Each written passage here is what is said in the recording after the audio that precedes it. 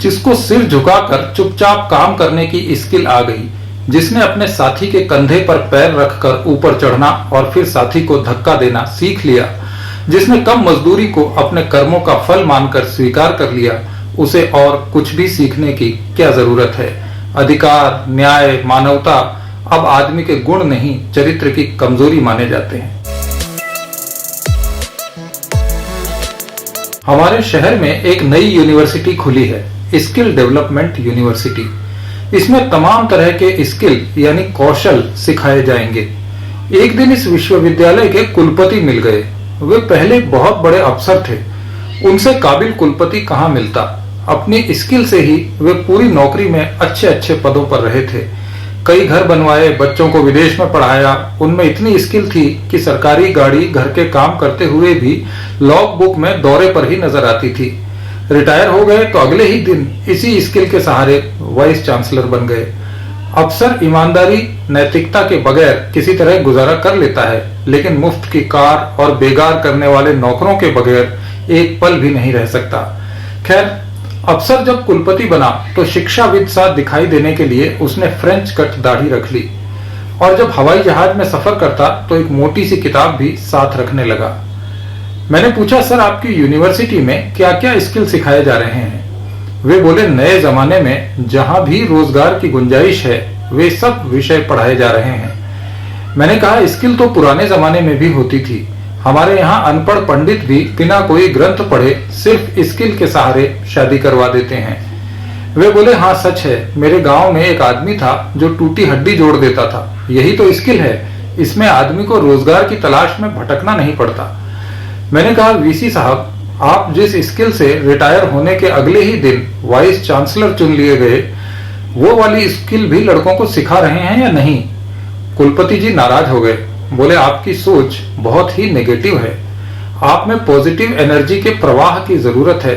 आप भ्रामरी प्राणायाम किया करो, इससे तनाव खत्म होता है, शरीर में सकारात्मक ऊर्जा का प्रभाव होता है। मैं अपने विद्यार्थियों से भी रोज ये प्राणायाम करवाता हूँ। इसके बड़े अच्छे नतीजे मिल रहे हैं। युवकों में गुस्सा कम हो रहा है। कुलपति जी बड़े समझदार हैं। उन्हें पता है कि यूनिवर्सिटी में पढ़कर बच्चों को रोजगार मिलना तो मुश्किल होगा। उन्हें गुस्सा आएगा तो नारेबाजी करेंगे। सारे झगड़े की जड़ ये गुस्सा है, इसे खत्म करना चाहिए। देश में बड़े बड़े चिंतक, बड़े बड़े धर्म गुरु और आध्यात्मिक नेता इसी काम में लगे हैं।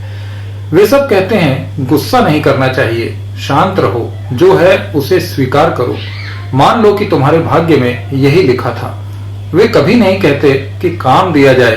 फैक्ट्रियों और दफ्तरों में कॉन्ट्रैक्ट के नाम पर आधी से भी कम तनख्वाहें क्यों दी जा रही हैं? वे उनसे नहीं कहेंगे, क्योंकि अध्यात्म का आश्रम सत्ता के आशीर्वाद के बिना नहीं चलता।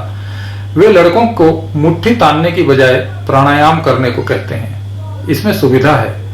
स्किल यूनिवर्सिटी में भी यही सिखाया जा रहा है।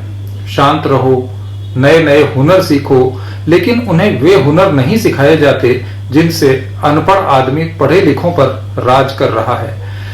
उन्हें वे हुनर भी नहीं सिखाए जाते कि ठेकेदार का भुगतान रोककर उसे अपने घर में एसी लगाने या परिवार के साथ थाईलैंड घूमने का टिकट खरीद कर देने को मजबूर कैसे किया जा सकता है।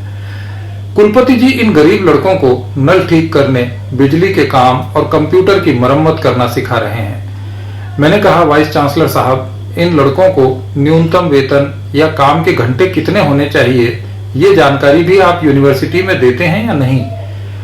वे बोले, यूनिवर्सिटी चला रहा हूँ, ट्रेड यूनियन का दफ्तर नहीं। इन्हें जो सीखने की जरूरत है वही सिखा रहा हूँ। मैंने सोचा, सच है, आज के जमाने में यही सीखना जरूरी है। जिसे सिर झुकाकर चुपचाप काम करने की स्किल आ गई, जिसने अपने साथी के कंधे पर पैर रखकर ऊपर चढ़ना और फिर अपने साथी को धक्का देना सीख लिया, जिसने कम मजदूरी को अपने कर्मों का फल मानकर स्वीकार करना सीख लिया, उसे और कुछ भी सीखने की क्या जरूरत है। अधिकार, न्याय, मानवता अब आदमी के गुण नहीं, चरित्र की कमजोरी माने जाते हैं। हमें स्किल्ड युवा चाहिए। कुलपति जी की यूनिवर्सिटी लोगों को हुनरमंद बना रही है। मैकाले ने हिंदुस्तानियों को शरीर से भारतीय और मन से अंग्रेज बनाने की सोची थी। वाइस चांसलर साहब आदमी को शरीर से आदमी और आत्मा से केचुआ बनाने की स्किल सिखा रहे हैं।